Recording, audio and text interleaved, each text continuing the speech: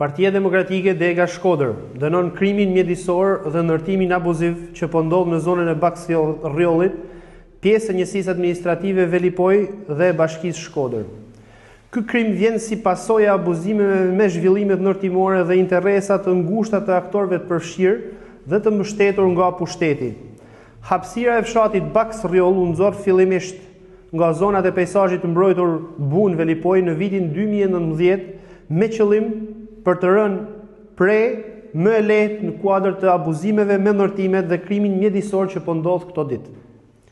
Në vitin 2024 po ashtu flasim për tentativën e dytë ligjore që shkon në drejtim të abuzimit me zonat në presion për zhvillimit ndërtimore, ku me amendimin e ligjit të planifikimit të territorit, Këshilli Kombëtar i Territorit dhe Ujrave fiton të drejtën për të dhënë leje në zonat e mbrojtura. Një rast i cili lidhet edhe me rastin e ndërtimit në Baks-Rjoll. Ky është rasti konkret i cili vjen si pasojë e kapjes së pushtetit nga interesa të ngushta të zhvillimit të territorit dhe në dëm kolosal mjedisor kundër çdo parimi të zhvillimit të qëndrueshëm dhe në kundërshti të plot me komunitetin. Kjo qeverisje sa herë tenton të zbatojë projekte dhe zhvillime propagandistike hyn në konflikt me komunitetin. Konflikt me banorët në Theth, konflikt me banorët në Rjoll, konflikt me bizneset në hyrjen e qytetit.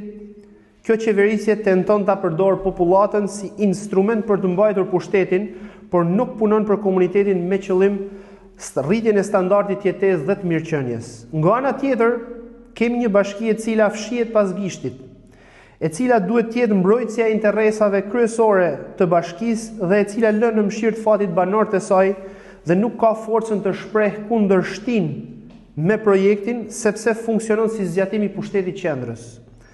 Kjo bashki as nuk kryen detyrimin ligjor për marrjen e tarifës apo vjeljen e 3% të investimit për qëllime të strehimit social, në kuadër të ligjeve dhe të projekteve ndërtimore që ka dhe kompetencë ligjore.